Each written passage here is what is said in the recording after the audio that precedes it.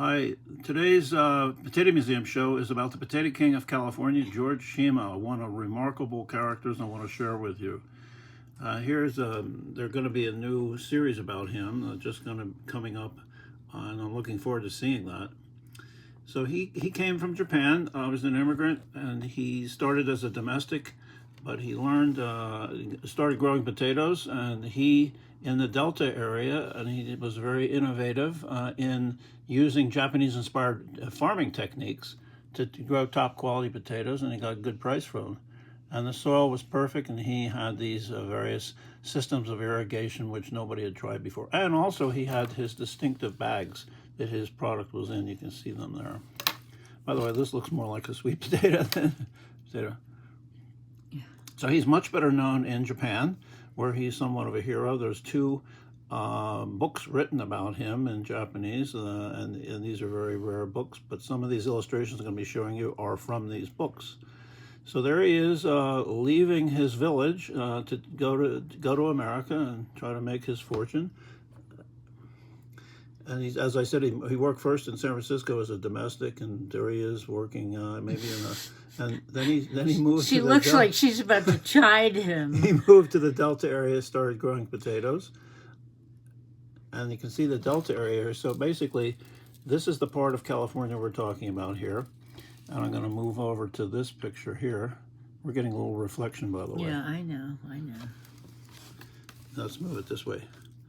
So here's San Francisco, and this is the Delta. The Sacramento River and the San Joaquin River come together to form this Delta, and then it leads out to the sea. He started farming. Sweet son. What about that name? Yeah. Is that a Japanese word? I don't know. So here's what the region looks like, because the rivers in the Delta were land was reclaimed and started farming on it, and this has now become, by the way, a national heritage area, which I'm also learning about. So this is one of the newest heritage centers, and they telling his story because he's one of the most interesting characters in there, and he became known as the Japanese known as the Potato King. Yeah, the first Japanese American millionaire. He was a moderately successful farmer in the early 1900s, and he made a friendship with this guy Lee Allen Phillips, who was an attorney in Los Angeles and financier, and he was really impressed with how Shima was farming in this area, and so he said, look, I'm going to help you, we're going to make a deal. And he started buying up land. He started paying for these workers to come in and do all this. So this was said, I love this quote, just two men in mutual confidence risking hundreds of thousands of dollars on the other fellow's honesty and reliability. Phillips, the dreamer, and Shima, the man who made a lot of dreams come true. Sounds like a techie, pre-tech. Yeah.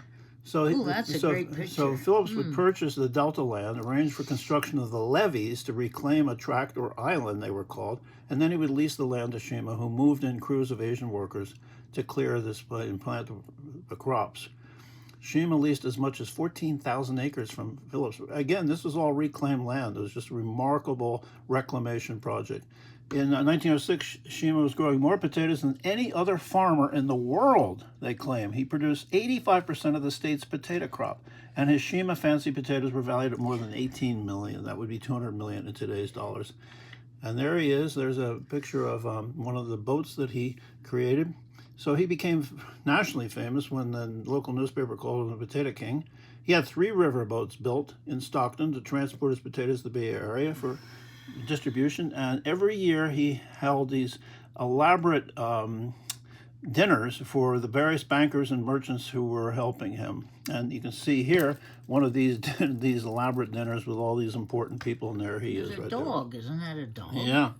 Here's one of his his potato-laden barges that came in to San Francisco Bay. Here's San Francisco Bay. This is the route that they would follow. They'd grow the potatoes here, put them on the barges, bring them down through the series of waterways down into the markets in San Francisco. So this is the sad part. In 1920s, Shima had to dismantle his empire due to the alien land laws. He became a leader in the fight against these laws, president of various associations. But he died suddenly en route because he decided he was going to return to Japan, but he never made it. But he accomplished more than becoming a millionaire. His national reputation as a cultured tycoon changed America's view of Japanese as poor immigrants. And there he is, remembering the Potato King. And we will always honor him and tell his story at the Potato Museum. So thanks for joining us today, and we'll see you again next time.